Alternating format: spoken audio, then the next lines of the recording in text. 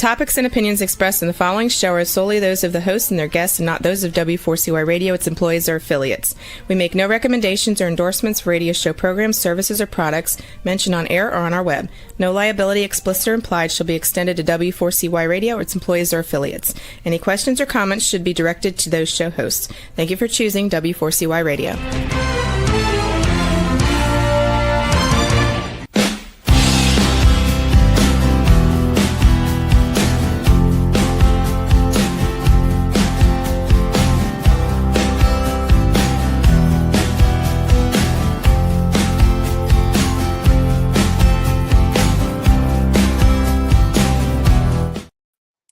Good morning, good afternoon, good evening for anyone who is tapping in from around the globe.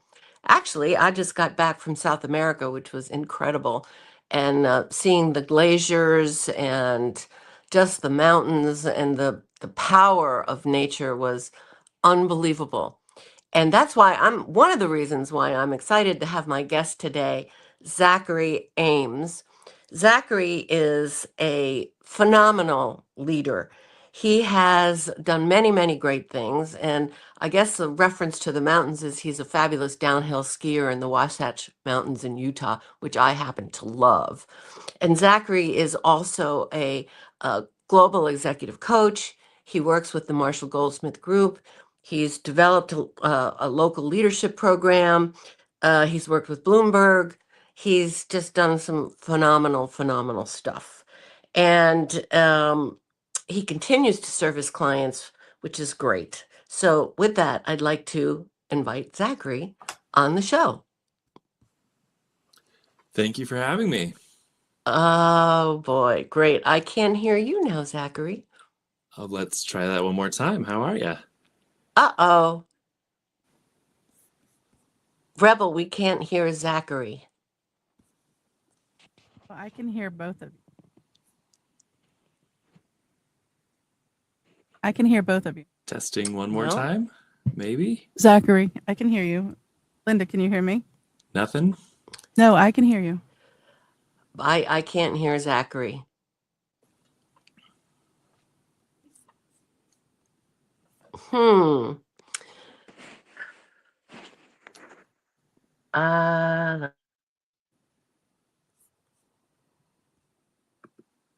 Zachary, say something.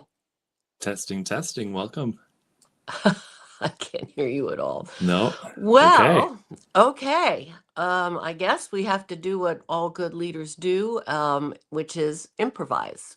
So I'm going to ask you some questions, assuming everyone else can hear you, and I'm going to see what you had to say. What made you move to Wasatch, Utah? What made you go out there?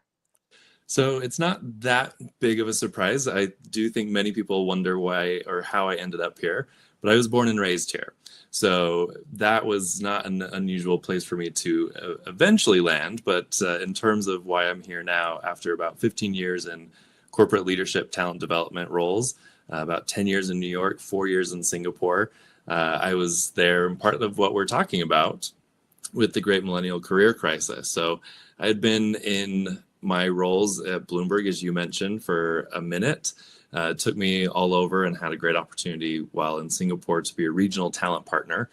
And it was also mid-COVID. And so I left both my career back and as well as Asia, left the corporate side of things and decided to start my own practice of coaching and consulting. And came here, thought it would be a safe, soft landing mid-COVID. And what actually ended up happening was I have now a dog, a house, and as you noted, a ski pass. So Zachary, actually, now that I'm thinking about it, what really drew you to leadership development and coaching? What was the real draw for you? It's interesting. Many people in our field of work that both you and I do, someone will maybe rise through the ranks and come in sideways and realize later on that they were a great mentor, or maybe they were great at sales and came and did some sales training. My experience, I knew that this is the work I always wanted to do. I think that sits kind of in two spaces. One, from a younger age, I was doing leadership talent development, unaware that it was a career, and just loved going to junior leadership conferences. I was able to travel the country, and I'm very used to standing in a room with, 4 flip charts and markers, and just loved that world. And again, but didn't know that this was a thing I could eventually do over time. The other piece of it, in terms of why I've also dedicated my life to it, the more that I continued down the path and read those books, I was a total nerd, and as you can see, I'm surrounded by them. That was what I would ask for Christmas and birthdays was, Jim Collins' Good to Great. Pretty dense for a teenager, but that's what I thought was some fun literature. But I think for me, the through line has always been, when I think about it, there's been no great thing accomplished in this world without leadership. So for me, it's my ability to not just help individuals, which is highly rewarding, but also recognizing that my small little pebble in the lake is also wildly helpful in terms of the larger ripple effect that it can have in the world. Wow. So what did you see are the biggest gaps in leaders that you found are sort of consistent across the board, or aren't there any? I think there are plenty in some way, right? I think everyone, myself included, and knowing the career you've had, none of us are without some sort of gap, right? I think that is part of the beauty of the process of leadership and our growth and development throughout it. And that ability, I think, is what gives many of us our empathy to understand how to help and grow and develop others. I do think there are some unique challenges that are being faced right now within our current environment with the onslaught of things like AI and the massive or rapid, I guess, pace of technology changes, that sometimes the old rules no longer fit our modern environment. I think that's one of the bigger challenges is the expectations of, again, each of the different generations coming into the workplace have looked different, and therefore the leadership requirements to help those behind them have had to look different as well. So I think there's a lot of things, and we could pick in, a number of them to deep dive. But yeah, I think everyone faces some unique challenges based on the current environment and, more importantly, their relationship to it. Did you see any, I know you've worked in Singapore and I know you've worked in the US and, around the world, but do you see any major differences that come about as a result of either country culture or organizational culture? Yeah, I think it's an interesting one where we are getting, I think, more and more streamlined in terms of our access and capabilities with each other across the world, which in many ways is fantastic. And then I also really love the fact that there are some differences. One of the things I noted even for myself was needing to make some adjustments in my own communication style, coming from New York headquarters, where it was loud and bustling and very direct and what's the next thing, and jump in and say your piece, right? And then Singapore in particular, but not hopefully too broad of a sweep, but across most of Asia, right? The style of communication is a little slower. It's a lot more listening. It's taking your turn. It's has different nuances to it, which were critical even for my own success, to make sure that during the day I approached my colleagues in a certain manner. And then when I would get on those late night phone calls with my team in New York, I made sure I jumped in. That was one of my rules. In the first 2 to 3 minutes, I had to make sure my voice was heard on a call, because it would be easy to get lost in the background. And so that need and mix for approaching our styles and our cultures and our communities differently was vastly critical. And it was also really fun in my role to help teach other people how to be successful on that global stage. So what did it mean to speak up? What did it mean to fight for your ideas and your opinions? And even, quite frankly, sometimes how to be comfortable cutting somebody off. So you know, you are a millennial. I mean, you say that. Do you find that any challenges for you when you're coaching older executives, or, has that been a challenge for you?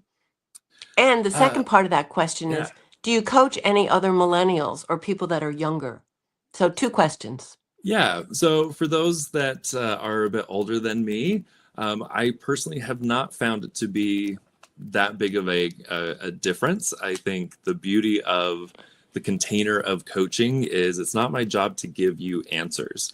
So if the question is, right, have I been in your shoes, or do I know your challenges, or what's the advice I would give? Quite often, that's not part of the agreement anyway.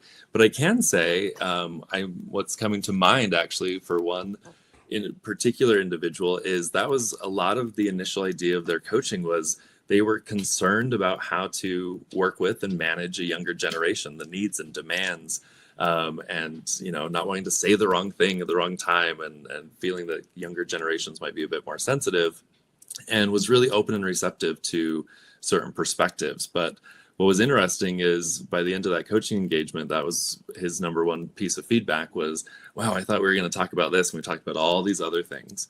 And I think that goes back to this idea that, yes, we all might have some gaps in our leadership, but for most of us, right, I think leadership is really very, very similar and mostly the same. It's one of the things I used to joke with one of my old HR colleagues, right? That people are people. And as long as there are people in the workforce, you're going to need leadership, and there's going to be some of those challenges. And then, yes, I think I've also been really lucky in the sense of helping. I actually am about to just finish a 6-month coaching engagement with a fellow millennial, pivoting in their career as well. And really identifying, again, some of these big moments that they're tackling within this millennial career crisis of what do I do next? Here was what I thought was going to be, and I don't know how to manage certain things. So yeah, it's been a fun experience being able to help on both sides. Wow. What do you think is, from your experience, is the secret sauce of great leadership? What is really that secret sauce? Yeah. For me, I think there's two things I will comment on. The first is recognizing, again, as noted, that people are people. When you really stop and think about the best leader you've ever had, this is actually a fun exercise I will often do in groups, is talk about the best boss and the worst boss. And when we think about these great leaders, the list is rarely does it include great project management skills, delivered everything on time, we were under budget, right? That is not the things that people list. What they really say is that they were open, they were listening, they cared about me, they respected who I was, they were open to ideas, right? They themselves were a person, but more importantly, they recognized their team members as people and these human needs that we have. And then the second one I will note, from zooming out, not necessarily from their direct reports, but in terms of what the conditions and the environment are currently asking for. I've been doing a lot of work in adaptability, shifting away from the traditional change management, recognizing that things are constantly happening, constantly in change and in flux. And so the main characteristic we're seeing, and there's a lot of different research out there that's supporting this right now, is the idea of adaptability. That characteristic of, can I pivot? I got new information. How do we move forward? And that idea or concept, I think, has been quite revolutionary, especially in the face of what many are, considering this idea of burnout we're seeing in big numbers and stress. But a lot of that, again, is the condition, assuming we are going from X and now we're going to Y. And now we have, sub bullets and dot point O and all these things in between that X and the Y. And sometimes we decide, we don't want to go to Y. We're going to leapfrog and get to Z.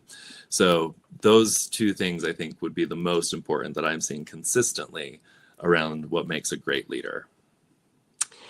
Yeah, I mean, you may have already answered this, but what do you think the biggest mistake Well, two parts to this question. What do you think is the biggest mistake that leaders make?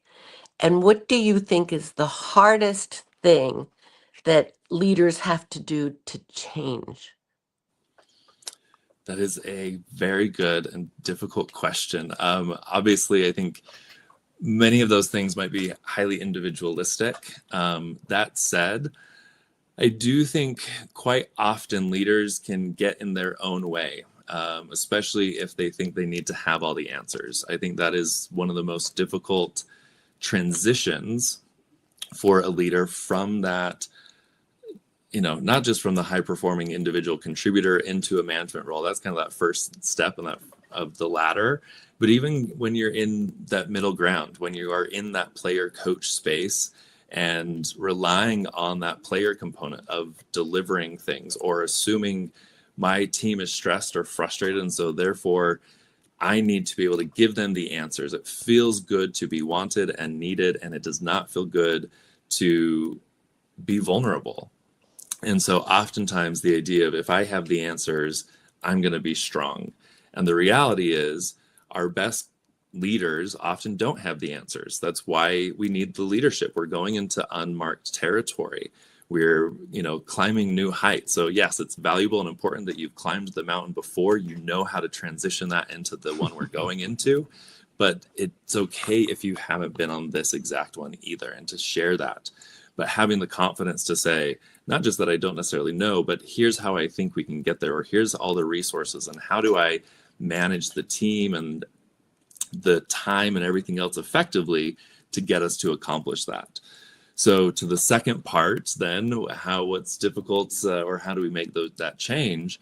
For me, it's all around coachability. That idea that you can be open, that you can listen, that you can receive feedback. Ideally, you have a mentor, or maybe an internal coach, or even someone externally to help you look at those problems, understand, why is that important to me? Why might I have a challenge over here? And most importantly, again, even in some of that question mark or unknown space, how do I communicate effectively and get the team to really rally and trust around not only me, but the idea for us to move forward? Wow. Wow. So tell me, Zachary, what do you think your personal secret sauce is? I think it depends on a little bit of the conditions. Oops. I think when I'm in group format and setting, I have a bit of a higher pace. I think that's always been helpful, to have some energy. I also really believe in some pragmatism. One of the big changes I've had over my career was, as I mentioned, right, Jim Collins as a teenager, reading all the books and thinking that there's this really core philosophy or framework, or it needed to be, leadership was very academic for a while.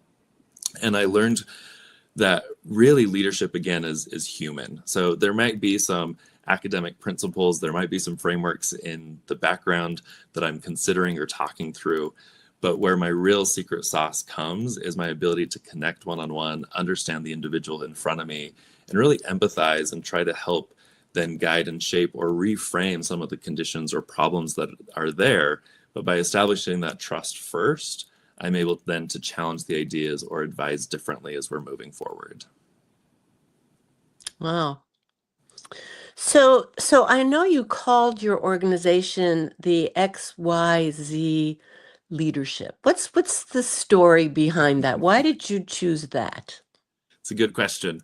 It is short for expand your zone.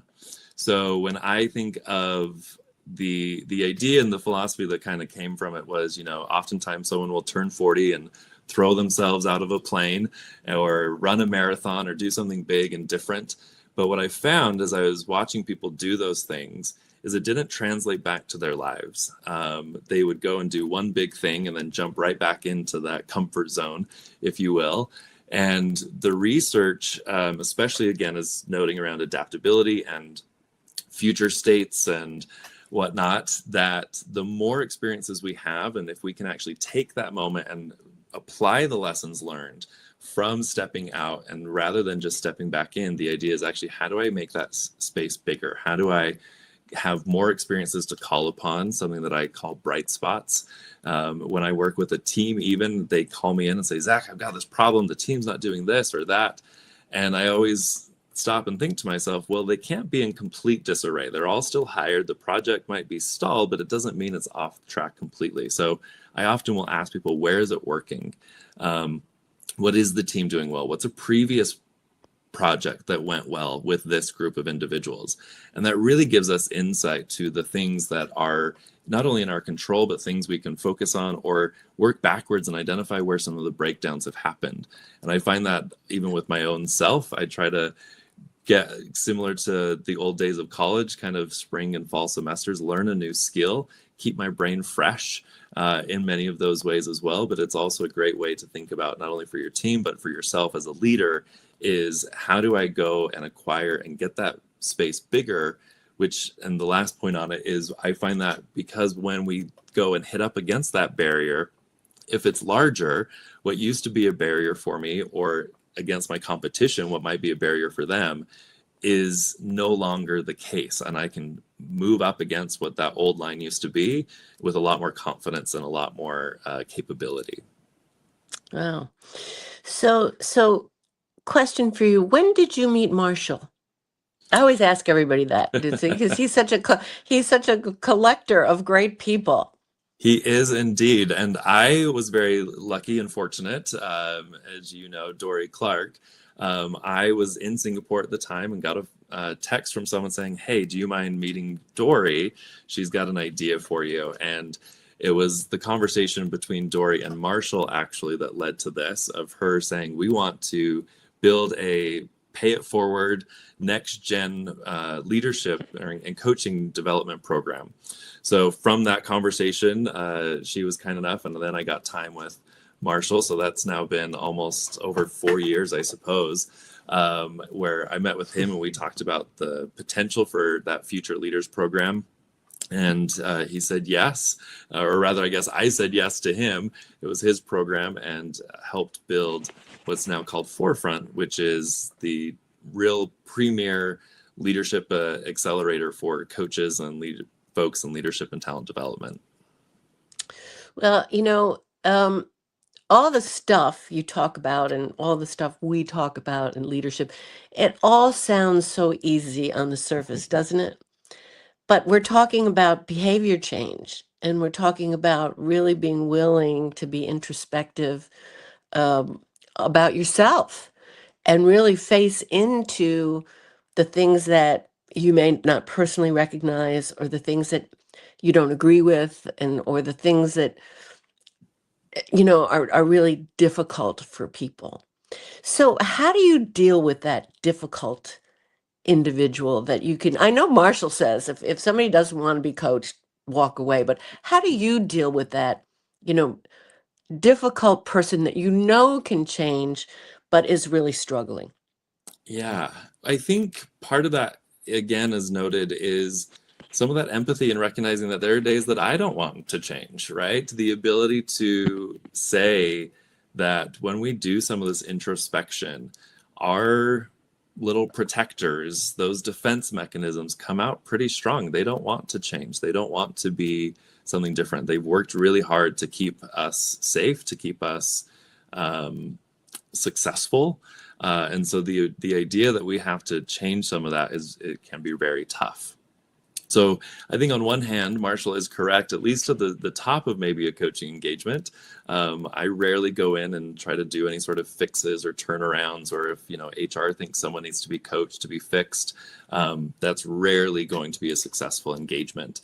But if the person can see that there's an opportunity, or I can see that little glimmer in their eye that they know this, just because it's hard doesn't mean it's not worth some of that. And so I think one is a bit of empathy and recognizing that I've had this with other clients, or I've even had this with myself, is sometimes helpful for them to hear.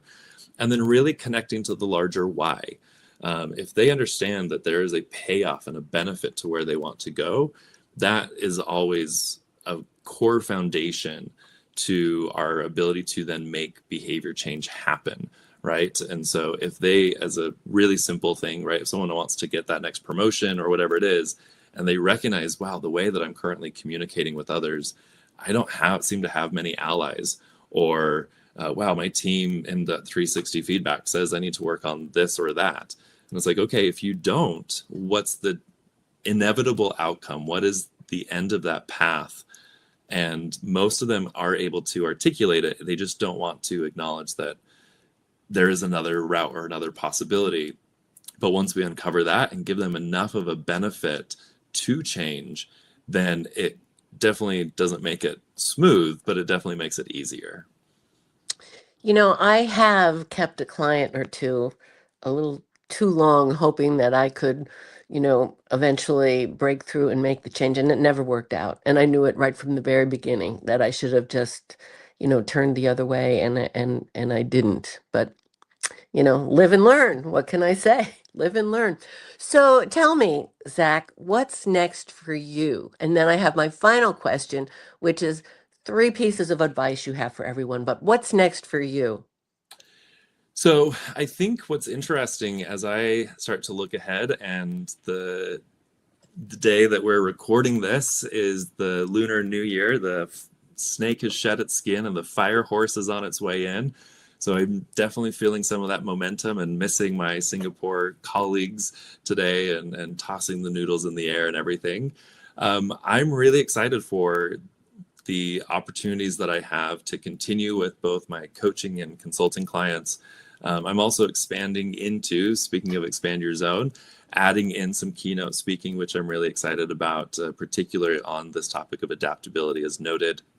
And I'm also really excited by the reinvigoration of another opportunity and program that I have of PRISM Leadership, helping advance and accelerate the careers of LGBT individuals, recognizing that there's such a low representation the higher you get up in the chain.